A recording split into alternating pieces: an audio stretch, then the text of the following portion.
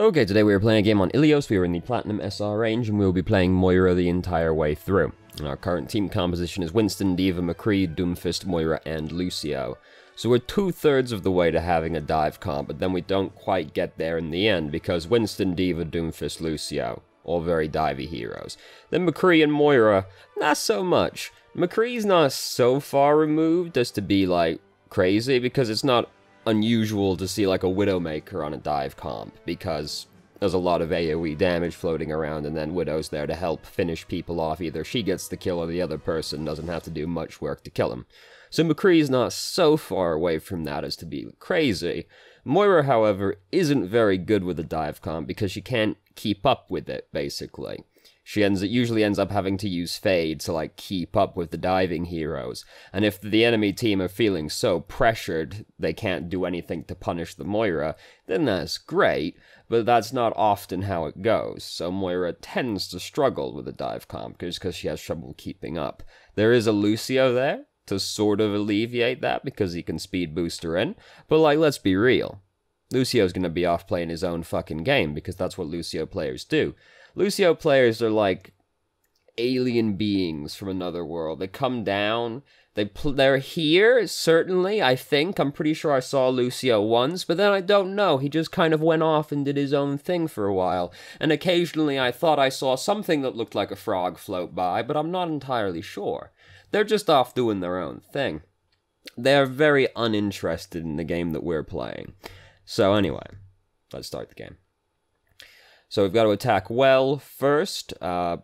This is probably the best map for Moira with this composition because it's a relatively confined space. Oh, Lucio's been sucked into the well, not the end of the world for him, but he's going to be spending a little bit of time getting out. So unfortunately we can't actually help Doomfist here because Orisa puts the barrier in the way. Moira can't heal through barriers anymore. Thanks, Blizzard. So, and then Lucio's dead over there, McCree's dead back over there, it all starts falling apart quite quickly. Doomfist, like, way overstepped his boundaries. Who was it that was shooting us in the back? Who knows, who knows, who knows. So, we've ended up also separating ourselves from our team by coming over to this side of the well, because they're all over there, so we're now over on the opposite side of the objective, all by our lonesome. Winston's in the general area, but who's going to rely on a Winston? At that point, I wouldn't throw the healing orb over there, because I'm just thinking, they're dead. This fight's lost. I'm leaving. I'm just going to save the healing orb for myself at that point. But I'm a very selfish person like that. Try not to separate yourself from your team, especially as a healer, because that tends to then signal the rest of the enemy team to just dive on you like a pack of vultures. Or a pack of wolves, well, I suppose, you know. Whatever. A flock of vultures, there we go. That'd be the correct terminology. English language is fucked up. So what's going on right now? There's a fucking fly in the room. I was distracted thinking about whether there was a pack or a flock of vultures. Don't throw the healing orb up to Doomfist. He doesn't deserve it, frankly. I've also, like, already written him off as being dead by the time I see him. Don't throw the healing orb up at him right there, because it's not going to do very much for him. You don't want to throw your orbs up in general, because at that point, that's it. They're not going to be helping your team anymore for the entire rest of the cooldown, because they are going up to space. Don't chuck it up at the Doomfist right there. He's frankly not worth it, especially considering I'd already decided he was dead, basically, by that point. So we use Coalescence as soon as we get it right here, which, I mean, you know, it's Coalescence, so that's kind of fair enough. But we can only really see one person in front of us at this point in time. How many people are alive on their team right now? Because they all do seem to be missing. They're, like, all alive. We can only really see one person in front of us at that time. And then as soon as we use Coalescence, we're having to, like, look for somebody to use it on. So, that's not the greatest time to use Coalescence, because the idea is, like, ideally you're hitting 10 people with... No, you're hitting 11 people with it in an absolute ideal world. So, using only, like, one enemy is not the greatest idea. You want to actually, like, throw it into a full-on team fight, if at all possible. And I mean, you'll quite often end up using it before a fight starts, because then your team can kind of use the healing off of it to go in, sort of sound barrier-esque, and it's pressuring the enemy team at the enemy time. It's the sort of thing that, like, forces both teams into doing something, really, because they don't want to just sit there taking the damage, and your team wants to go in off the healing, so it tends to force a team fight to happen. However, you don't want to just do that when you can only see, like, 1 or 2 of the enemy team. I have used Coalescence before just to, like, kill a Mercy or something like that, but that's sort of the exception rather than the rule, really. So, there's no reason to use the Healing Orb right here, because everybody currently still has Sound Barrier on them. We can see that Lucio is being coalesced, certainly, but he's still got the barrier on him. By the time that, like, the Healing Orb would be helpful, he's going to be outside of its range, because he's not going to be in that area by the time the whole sound barrier gets chipped off of him. The Healing Orb moves by quite quickly when it's not actually healing people. Unfortunately, everybody then starts dying quite soon afterwards. How did everybody die right here? Genji used Dragon Blade, which is scary, but he didn't do very much with it. Doomfist, like, overextended again. Lucio got killed right there by Genji. I don't know what Winston was doing, but he's dead. Yeah, everybody just kind of dies very suddenly right here. At least Pharah wasted her ultimate. Just die. Just take the L. Just hold this at that point. You're dead. Stop. Don't try and, like, drag it out by juking back and forth. Just, like, let them kill you. Lucio's gone and died right as we're regrouping back here, so that's sick. Good job, Lucio. No time. Winston was trying as well, because he was apparently in the enemy team while that one was happening, and there he goes. There he goes. Don't be this guy. I fucking hate nothing. Okay, a lot of things actually tweak me more than this, but this thing right now is the thing that tweaks me the most. When you're like half health, and you just keep going forward. Stop doing that. Don't keep, and then you jump in, no less. Don't do that. If you're wounded significantly, wait to get healed before you keep going in. Because guess what? You're going to go in, and you're just going to immediately get flattened on the fucking ground, because you're mostly dead, aren't you? But no, they just keep going in, fucking tank players. I know, I do it as well. This is the thing. I'm the healer and the tank in that situation frequently. So as the Reinhardt, I'm like, I've got no time to wait for these healers to come over here and heal me. I've got to go make the plays right now. And then as the healer, I'm like, you fucking moron. I hope you die. I hope they all kill you in there. And then they do. Because I don't try very hard to help them once they've done that. He even used his bubble. Not only is he jumping in at half health, he just put his bubble down over here for no fucking reason. And then miraculously he lives. There's no fucking justice. There's no justice in the world. So Doomfist's dead again. Doomfist being a very productive member of society so far. I'm a fan. Winston's over here making it as difficult to heal him as possible. Just give up on the boy. Like, as soon as I see him, like, go over there, I'm, like, back around that wall, I'm like, he's dead. It's no longer worth my time and energy trying to heal you, because you couldn't be making it harder if you tried at this point. Now, Orissa's dead. Doomfist's getting back just as the rest of our tanks are dying, so great. Super productive. Tracer's trying to kill us, but we are playing Moira, so we are very difficult for her to kill. There's no reason to use Coalescence right now. We've lost this team fight. Our whole team is dead right now, so with the exception of Doomfist, who's dead again now, anyway. Everybody was dead. There's no need to use Coalescence. We were just, like, chucking in like a full enemy team by ourselves. Nothing was going to come out of that one. So that was very greedy to go for that kill, especially since we know they have a Roadhog on the enemy team. Because we're already really low. Like, if she hits us with a direct hit, we die right now. And I mean, we've got Fade, but like, if you can react to the rocket when she's firing it that close to you, you're a god. So, that's already very greedy, but we also know that there's a Roadhog in the vicinity, and there's a Tracer in the vicinity, and we kept going for the Pharah anyway, so that was very greedy. So, we lost this round, not to spoil it too much, but our whole team is just kind of like fucking around a lot during that round, you know? It's not the kind of thing I see the healer ever fixing, because quite a lot of people on the team were making it as difficult as they possibly could be. Particularly Winston and Doomfist. So we're thinking about changing right now, it looks like.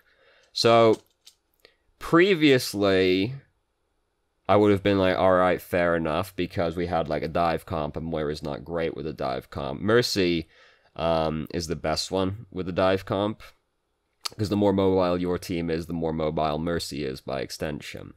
And Ana theoretically is good provided you can aim. Right, so Mercy ends up basically being the best main healer you can pick with a dive comp usually.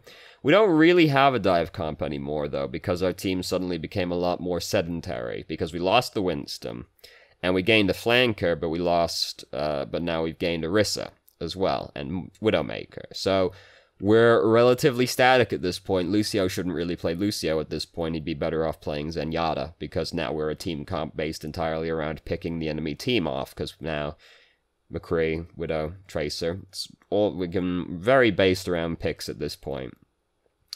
You could still go Widowmaker, you could still go Mercy. Widowmaker and McCree are good damage boost targets. Ana doesn't really make that much sense with this team composition, just because there's nobody to nano boost, basically. Basically, you'd end up using nano boost just to save somebody if they fucked up. And Moira's just fine, basically. It's not like she can't keep up with this team comp, but basically Mercy's like the best healer to pick in this situation, just because there's really good nano boost targets. Or no. There's really good damage boost targets. We just established there aren't very many good nano boost targets right here. I guess you could nano boost McCree while he's using Deadeye, just to try and make sure the dude doesn't fucking die, as he quite usually does when they use Deadeye. But Moira's fine. This is a map that the geometry is quite convenient on this map for doing orb stuff as well, so there's that. So, our Widowmaker's killed their Widowmaker, which is a fantastic start to Ruins. Oh, Lucio's changed to Bridget. That's also fair enough. Bridget's a good hero. I'm a big fan of Bridget. And that she's off doing God's work. She went and bullied Zenyatta to death. Nice. So I think we had so he gets sent on an interesting geometry, right? Because he is actually going straight ahead more or less. Then he kind of like gets halted, but then gets pushed onto us as well by Lucio. So there was a little bit of stuff going on over here, but like he was trying to charge in roughly our direction. So I'm just going to use Fade anyway, just in case. Most of their team is dead by that point, so I'm just going to use Fade just to kind of be sure I don't get pinned. Just because getting pinned doesn't feel very good, and the way the hitbox is, sometimes you don't have a lot of margin for error. We also don't really want to stand inside the pit on Ruins as much as possible, because it's just a really scary place to stand in general. In general, you don't want to stand on the objective unless you have to, basically.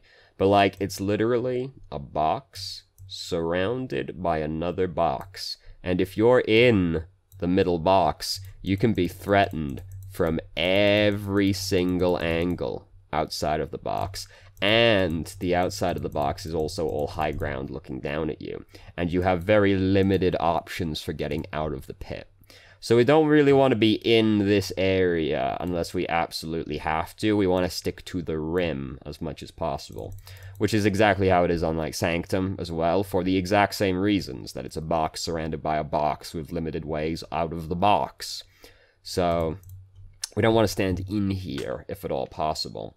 Healing Beam is 15 meter range, so we can heal people from the rim of the box without actually exposing ourselves to the danger of the box.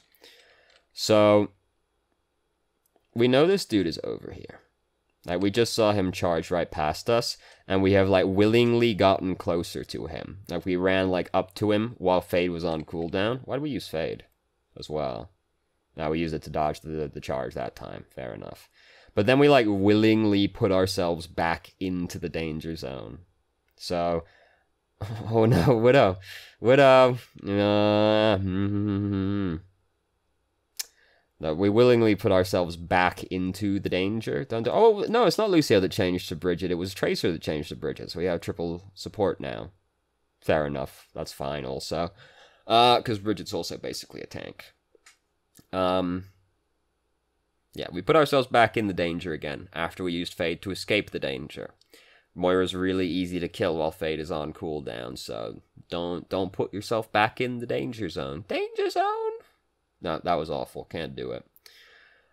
So this boy's being bullied around by Tracer. Don't throw the healing orb at him. That's not really worth it. It's going to heal like 100 health and then be gone. It's not, you know...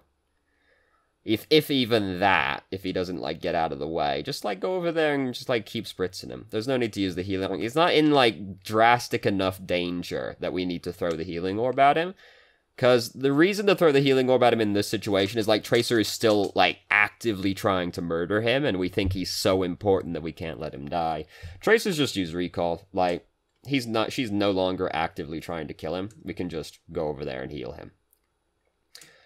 We faded back. It's very unfortunate that we popped out right next to that. What hit us that did that giant spike of damage? Is Widow looking at us? Yeah, it was Widow. Okay. I have such a hard time seeing things on this map. I like Ilios basically because I like all the King of the Hill maps, but I fucking hate how hard it is to see things on this map.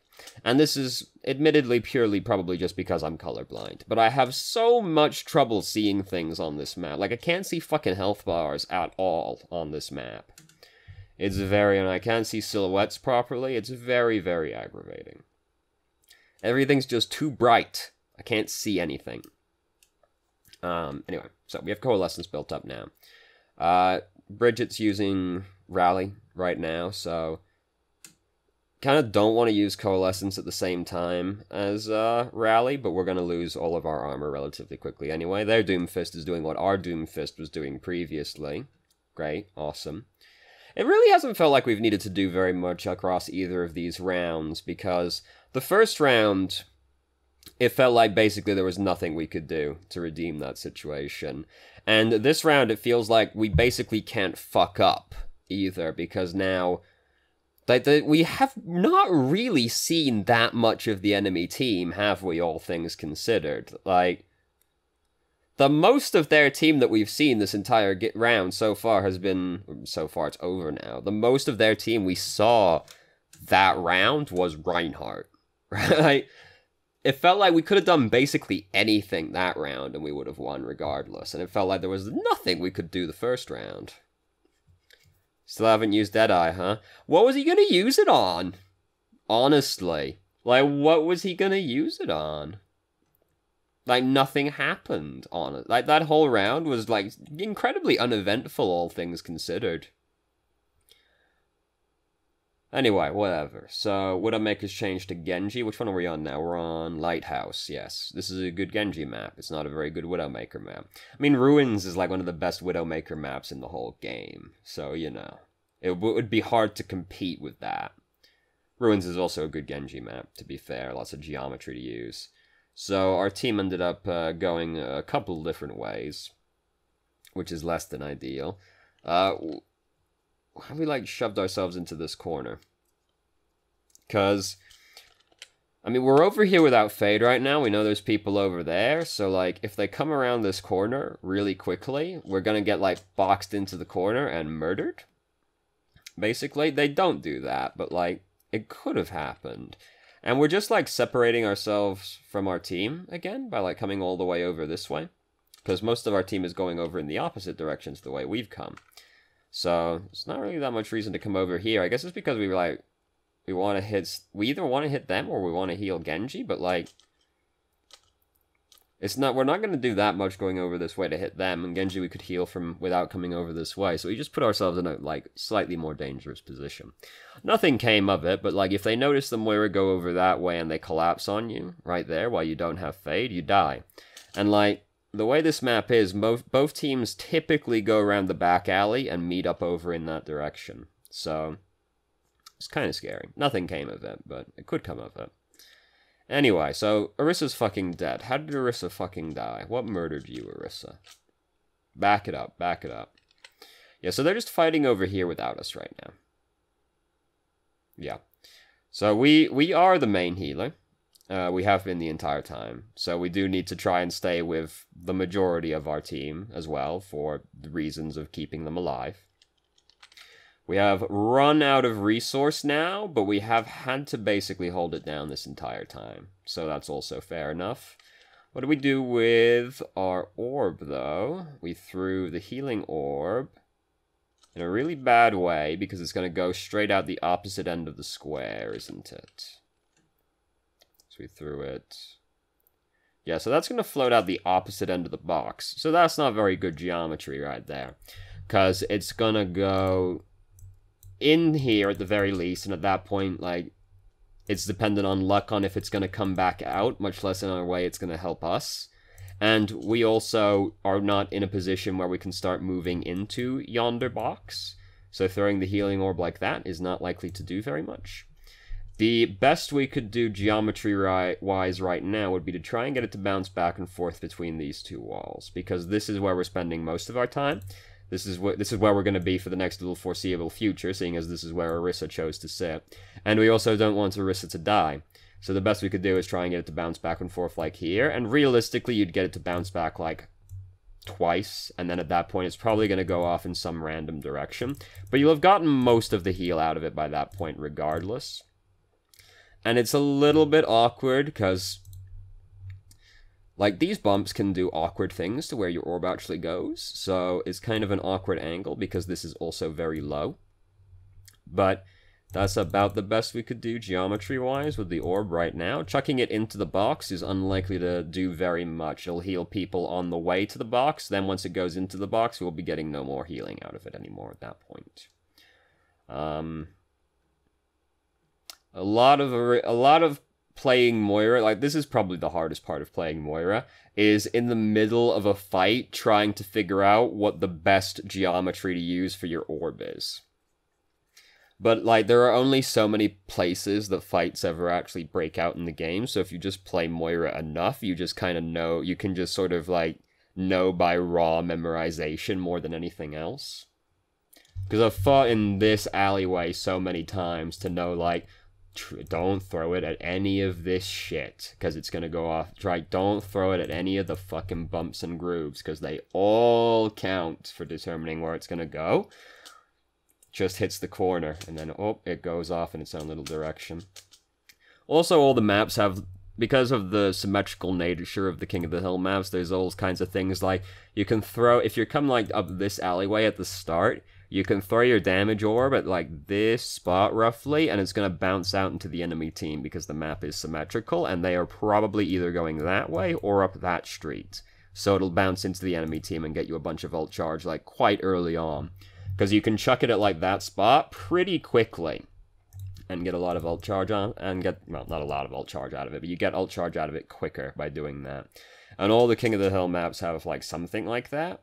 The other one that immediately springs to mind is University on Oasis, because you know how there's the room off to the side of the point with a small health kit in it? You can throw your damage orb into that room, sort of aimed at the middle of it. It'll bounce out the other side of the room and into the enemy team. And they all have something like that because they're symmetrical maps. Like, that's probably the hardest thing for Moira, is, like, figuring out your optimal geometry under pressure. In here, it's quite easy, because it basically is gonna stay in here, almost regardless of where you throw it. It can bounce out the doors, but, like it has done so. But that one was bouncing around for a while. If there's a fight happening in this room, the ball almost never actually gets to leave the room, because it gets used up so quickly. Anyway, the other hardest thing is probably deciding when to use Coalescence, but that more or less amounts to as quickly as possible. So try not to throw orbs up, because they aren't going to do very much after that point, because we've thrown it at a boy on the top of that balcony. He is not going to stay on that balcony, because we've thrown it at Boostio. So Boostio, he is not going to loiter in that direction. So instead, Just chuck it down one of the alleyways, whichever one you think they're more likely to come out of. After the first push, people tend to come out of this alleyway more than the back alleyway. I find people almost always go through the back alleyway to start with, but then after that they gravitate towards the middle or the doorway over here. Just chuck it in through one of them, because then it'll go through the whole enemy team, or most of the enemy team, and get you, like, the full damage worth of ult charge. Which is the main idea of the damage orb, is it's getting you a lot of ult charge, more than anything else. And it's like, it makes it easier to kill people in a team fight, because it's just gonna, like, it's gonna hit people. And just, like, 200 damage floating through the enemy team in the middle of a team fight is kind of important. So we can't actually heal Reaper while he's doing that, because there was a barrier in the way, unless we walked through the barrier, of course, but it didn't matter, because he killed the enemy team. Hooray, good job. So Boostio is actually retreating into our damage orb, which is convenient, but we don't actually manage to end up getting the kill on him. How tragic, unfortunate, whatever. Most of the way towards having Coalescence again. This is a pretty good map to have Coalescence on, because there's a lot of sight lines to use, where you can get, like, most of both teams with it. It's very hard to be in a position where you can't do that on this map. Which is usually like you have to hang out in like this little courtyard area and there's a fight happening in the box, because then you kind of can get a good angle from there, but that's kind of the only one, really. So Genji's gotten picked off way the fuck over there, so we have limited options for helping him as Moira. We've got Coalescence built up and Reaper just killed 2 people, so not too concerned about it anymore. And this is a good time to not be concerned about things anymore, because this is like the last team fight they're going to get. And then they're going to be rushing after this point to get back to the objective. So we just used Coalescence. This is fair enough. Their Boostio used Sound Barrier, so clearly they want to go in. We started winning the fight because Reaper killed 2 people, so we can just use Coalescence. Seeing as we want this to be the last team fight, we can just use it to try and make sure that it is the last team fight. What the fuck killed us? Because I felt like we were having a great time up until we just died right there. Oh, it's Junkrat just runs through the door and fucking murders us. Yeah, Junkrat does that. Because direct hit with a bomb, just throw the mine at you immediately afterwards, you're dead. Like, very, very quickly. When you see a Junkrat, like, real close to you as Moira, just fade away from him. It's, like, not worth the risk, because if you get hit by the bomb, he's just going to chuck a bomb at you, and at that point you have a very small window to react in before the pizza explodes next to your head. It's just not worth the risk. So, we've gone after Mercy. We're just being a greedy hoe right now is what we're doing.